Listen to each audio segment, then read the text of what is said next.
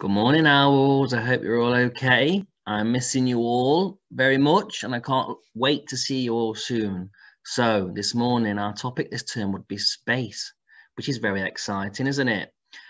So this morning, I'm going to read you a nice book, and I hope you enjoy it, and I hope I'm not too boring for you. So this book is called Back to Earth with a Bump. Now, we always like to look at the front of our book, don't we, before we read it? So what can we see on the page? Well, we can see a bed that looks like it's turned into a rocket ship, which is absolutely amazing. I wish my bed would do that. We have planet Earth over here, which is where we live.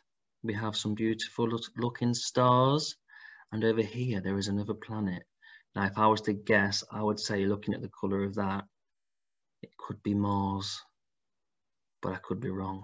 And there's a teddy, look, little boy in bed holding his teddy bear. So let's read our book and see how it goes. This twinkle book belongs to us, owls. Or we like this page as well. So let's see what we've got on here. We've got some planets, a rocket, some stars, and the moon. We always like to look at this page, don't we, when we're reading? Okay, back to Earth with a bump. Here we go. Are you ready? It's evening and Hal needs to go up to bed. He brushes his teeth and he brushes his head. I don't brush my head. The big hand's on 12 and the small hand's on 8. Quick, into your bedroom. It's really quite late. Hal closes his curtains and turns out the light, curls under his blanket and snuggles up tight. But just when he's starting to snuffle and snore, his small bed takes off from the ground with a roar, a whoosh, and it's out of the window they go. His house soon becomes just a dot down below. Oh my gosh. He soars through the clouds and the dark moonlit sky and straight into space in the blink of an eye. Hal, that's cool. It's Earth calling, Hal. Can you hear me? Come in. We had a mission for you. When can you begin? You're loud and you're clear. Now just tell me the plan. Please give me my mission. I'll do what I can. Please find us the sun. It has gone from the sky. It's vanished completely. We just don't know why. Okay, agrees Hal with a nod of his head. I'll track down the sun in my space travelling bed. What's that up ahead? Hal squints hard as he sees a shape that is pale and all round, like a cheese. There are craters and mountains and dust that is grey. Could this be the sun that we see in the day? No way, chuckles Hal with a shake of his head. I know what that is, and he stands on his bed. There's just no mistaking that sphere is the moon. I see it each night from my bed in my room. We must find the sun, Hal commands with a jump, before we go straight back to Earth with a bump. I must not give up. It's important to try. I'll keep up my quest for the sun in the sky. What's that up ahead? Hal jumps up as he spies some bright twinkling shapes far ahead in the sky. They sparkle and dazzle, they glow with white light. Could this be the sun that we lost in the night? Oh no, giggles Hal with a wink of his eye. I know those small diamonds high up in the sky. Those beautiful twinkling space dots are stars.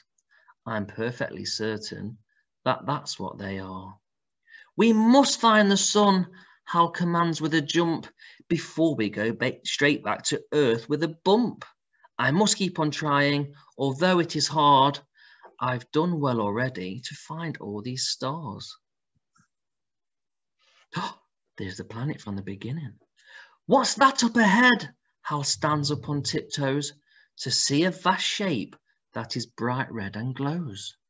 There are mountains and valleys and deserts so dry. Could this be the sun that has gone from the sky? It can't be, says Hal, as he scratches his head. I know what that is. It's so round and so red. It's perfectly clear that this planet is Mars. I've heard it's the planet that's found next to ours. We must find the sun, Hal commands with a jump, before we go straight back to Earth with a bump. This mission is hard, it's a difficult test, but if I have tried, then I've given my best. We love to say that in class, don't we? We've got to try and give our best. Hal looks back at Earth and then, what does he see? The planet is moving. It's turning around. It must be rotating without any sound. Hal zooms right to find where his bedroom has gone. And what does he find? He discovers the sun. The sun doesn't budge, but the Earth moves around. Hal works it all out as he clings to his bed. Look, there's the moon. Nighttime when we see the moon, daytime when we see the sun. There's our planet Earth. What a beautiful planet we live on. When night comes, we see the bright moon in the sky, but in daytime, the sun is the thing that we spy. The sun is very, very, very, very hot. So, so hot. I like the sun. In fact, I love the sun. I knew I could do it if only I tried.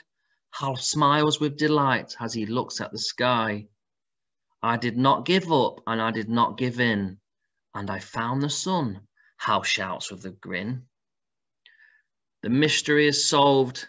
Now his mission's complete. Hal's suddenly tired and in need of some sleep. He soars to his country, his town, then his street, and straight through the window, head first and then feet. And back in his bedroom, he snuggles down tight and drifts off to sleep for the rest of the night. As the sun starts to rise, Hal wakes up with a jump and finally comes back to Earth with a bump. There he is. He looks happy, doesn't he? The end.